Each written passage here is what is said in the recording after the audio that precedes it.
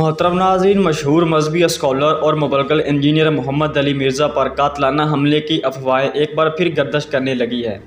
Reports के मुताबिक engineer Mohammad Ali Mirza कुछ देर पहले एक कातलाना हमले से बचने में कामयाब हो गए और उन्हें किसी किस्म का नुकसान नहीं पहुँचा। कातलाना हमले से मुतल्लिक मज़ीद तफसीलात सामने नहीं आ सकी। वाज़ेह है कि इंजीनियर मोहम्मद अली मिर्ज़ा अपनी फ़िरका वारियत से मुतल्लिक सख्त मौक़िफ़ रखते हैं और उनके मशहूर होने की वजह भी मुख्तलिफ़ फ़िरक़ों के उलमा कराम पर उनकी तनकीद है। इंजीनियर अली मोहम्मद मिर्ज़ा ख़ुद को सिर्फ मुसलमान करार देते हैं और ख़ुद को किसी फ़िरका और ग्रोह के साथ नहीं जोड़ते।